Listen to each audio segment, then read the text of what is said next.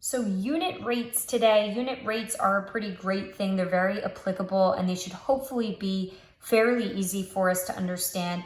I'm gonna throw in just a couple of converting as well, but these two topics are really things that you learn a lot in younger grade levels. They're really not algebra topics. So I don't want to dwell on them. They're not super important, but unit rates and conversions are applicable in real life. So I think it is important that we continue to touch on them because they will be embedded in other problems that we do that are more algebra heavy. Okay, so I have a very real scenario for you. You're at the supermarket and you're down, the aisle that has the ketchup and the mustard and the barbecue sauce, and you're going to buy your ketchup. Now, this doesn't apply if you're brand picky. I am not a lot of the times. I'm always going for the best buy. So that's what the question will often ask. Which is the best buy? Meaning, which one am I going to pay the least amount for the same amount of product? So a lot of people go to the store and they see two prices and they're like, oh, $3.50 is less than $3.70. That's true. But you're also getting less product. You're getting 16 ounces instead of 18 ounces. So it's important that you can understand that relationship between how much you're actually getting for that cost. And, as long as you don't have, only a certain amount of money that you can spend each trip, if you have the ability to spend that extra bit, if you're getting more and if it's a better bang for your buck, then that's really how you should shop. And just think about all the money over the long term that you can save. So it's very applicable. It's something that, everybody kind of decides on when they go to the supermarket and buy food. So hopefully this is something you can take away with you. To find a unit rate, right? A unit rate, unit meaning one. So what is the price per one unit? So because of that, and unit rates are not just with prices, but that's the problems that I like to give you guys because I think those are the ones that are really applicable. If I want to know the price per unit, then I'm always going to do the dollar amount divided by, whatever it is, the number, the ounces, okay? It's always dollars on top. That's the important part. Okay, because I want to know how much the cost would be per one unit. So I'm going to take my price, divide it by the amount that I'm getting for that price. And in both scenarios, that will give me, because I'm dividing dollars by ounces, that's going to give me a price per 1 ounce. Okay, so I'll show you because this is what I'm going to do. Money on top. So $3.50 divided by my 16 ounces. This is a price per ounce. So I get 0.2. Now, I know I always tell you should round to 2 decimal places, but just keep in mind with unit rates, sometimes they will differ by the 3rd decimal place. So you want to be able to compare them all the way out if you have to. But essentially, whatever brand this first one is 22 cents for each ounce. This second brand that I'm getting, well, it would help if I typed it in properly, right? That would be helpful. Okay, this second brand is 21 cents per ounce. So which is the better buy? Do I want to spend more money for 1 ounce of ketchup or less money? And that's where you have to kind of put yourself in this situation. I want to spend less, right? So all things equal, and that's what finding a unit rate does. Because you're comparing it to that per ounce for each, you're able to see what each ounce is costing you. And for this first one, each ounce is costing you 22 cents. And for the second one, each ounce is only costing me 21 cents. So this brand is the better buy. One thing I will say to you, if a question like this comes up on a quiz or a test or whatever the situation is, please make sure you circle your answer, make it obvious. You can't just find the unit rates and expect me to know that you know which one's best. So please make sure you answer the question, which is the best buy? This one, okay? Always put dollars on top.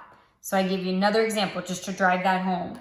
So I'm buying pencils, okay? I can get 12 pencils for $9.99 or I can get 8 for $8.99. So let's see, price over number, number of pencils in this case. Price over number of pencils. So I have $9.99 divided by 12. Each pencil's costing me 83 cents. For my second option, each pencil is costing me $1.12. So which one's better? I want to spend, even though I'm spending more money, I'm getting 4 more pencils for only $1 more. So this is clearly based on that unit rate, right? These are all your unit rates because it's per one item. Based on the unit rates I found, this is the better buy. I'd rather buy 12 for $9.99. It's not just always what the cheapest thing is, because you want to think about it in a unit rate situation. How much am I paying for each? Okay, so that's really all for unit rates. You should have done something like that. This is 2.6 in your textbook, by the way, so if you wanted to get some other problems. The other thing that 2.6 does is converting units. I don't want to spend a ton of time on this, so I'm just going to do 2 for you, and I'm going to do it in a way that I find to be beneficial, and it very closely resembles the way that this type of problem or this type of situation will be shown to you in chemistry. So it's also very helpful for you moving forward, even in a different subject. So just something to think about if this wasn't how, because again, these topics are very below where some of the other topics we've already discussed. And when I say below, I mean earlier on in your life, right? So you learned converting units probably at a much younger age than you learned solving a 2-step equation.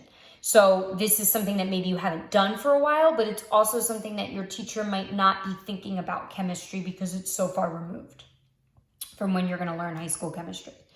So I want to convert 3.5 feet to inches. Now, I'm going to show you the way that I do it. So some people look at it and they say, well, there's 12 inches in a foot, so the number has to get bigger, so I'm going to multiply.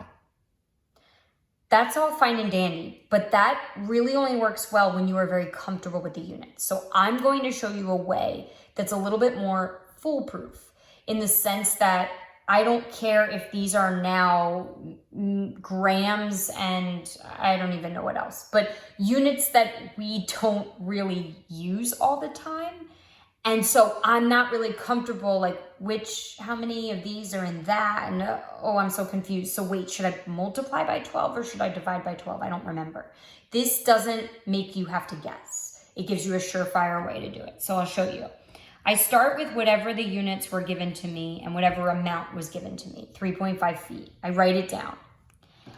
Next to that, I am going to write a fraction. And that fraction is going to be a conversion rate. And I'm going to write a conversion rate based on the units that I'm starting with and the units that I eventually want to end with.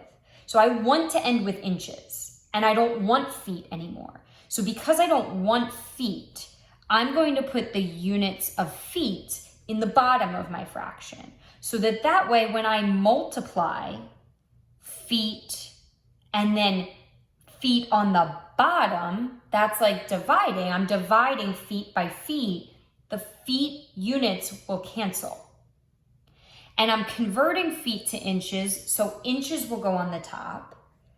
I want those to be on the top because I want my answer to just be something inches. So you use those units to drive that conversion rate and that fraction. And then based on that, you'll know whether or not you should multiply or divide. So then once I get my units in place, I say, okay, well, there's 12 inches in a foot. I fill in that conversion rate based on those values, those numbers. So now, like I said, think about what I have here. I have feet on the top and feet on the bottom. They cancel.